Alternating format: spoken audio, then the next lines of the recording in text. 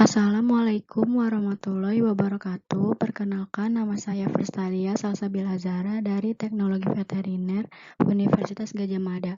Hari ini saya akan menjelaskan tentang sistem syaraf dan otot. Berikut simak penjelasannya.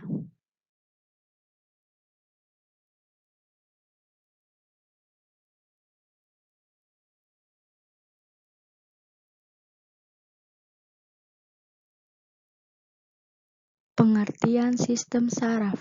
Sistem saraf adalah sistem kompleks yang berperan dalam mengatur dan mengordinasikan seluruh aktivitas tubuh. Sistem ini memungkinkan Anda untuk melakukan berbagai kegiatan seperti berjalan, berbicara, menelan, bernafas, serta semua aktivitas mental, termasuk berpikir, belajar, dan mengingat. Ini juga membantu Anda untuk mengontrol bagaimana tubuh bereaksi dalam keadaan darurat. Bagian-bagian saraf yaitu ada dendrit yang berfungsi untuk menerima dan menghantarkan rangsangan ke badan sel. Nukleus sebagai pengatur kegiatan sel saraf atau neuron. Badan sel untuk menerima impuls atau rangsangan dari dendrit dan meneruskan ke neurit atau akson. Akson merupakan bagian sel saraf berupa serat tunggal tempat impuls keluar dari sel. Lapisan myelin melindungi neurit dari kerusakan dan mencegah impuls bocor.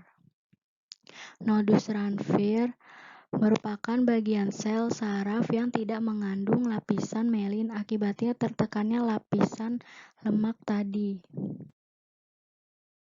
Sel saraf yang dikelompokkan berdasarkan struktur. Yang pertama ada sel saraf sensorik, yaitu berfungsi untuk menghantarkan impuls listrik dari reseptor pada kulit, organ, indera, atau saraf organ internal ke central nervous system. Yang kedua ada sel saraf penghubung, yaitu menghubungkan neuron sensorik dan motorik. Yang ketiga ada sel saraf motorik yang berfungsi untuk menyampaikan impuls dari CNS ke efektor. Mekanisme otot yaitu otot dapat menggerakkan kerangka manusia sebagai alat gerak pasif. Dengan adanya kontraksi dan relaksasi otot, namun otot juga dapat menggerakkan bagian tubuh lainnya, seperti jantung, saluran pencernaan, saluran pernapasan, sistem sirkulasi, dan sistem reproduksi. Mekanisme kerja otot diawali saat otot menerima rangsangan atau sinyal dari neuron motorik yang membuat berkontraksi. Kontraksi ototlah yang menyebabkan terjadinya sebuah gerakan pada tubuh Anda. Seringkali kontraksi otot dianggap terjadi saat otot memendek, padahal ketegangan otot tidak terlalu muncul akibat perubahan pada panjang otot. Tipe-tipe kontraksi otot yaitu yang pertama ada kontraksi konserik untuk mengangkat atau memindahkan sebuah benda. Yang kedua ada kontraksi esentrik, yaitu gerakan otot yang memanjang atau meregang. Kontraksi ini terjadi adalah serabut otot akan meregang akibat kekuatan dari luar otot yang lebih besar dari yang dapat dihasilkan oleh otot sendiri.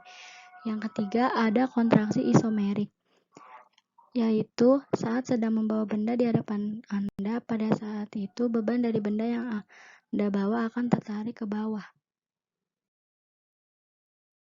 Mekanisme kerja otot, yaitu yang pertama ada otot polos. Otot polos adalah merupakan jenis otot yang tidak bisa dikendalikan secara sadar.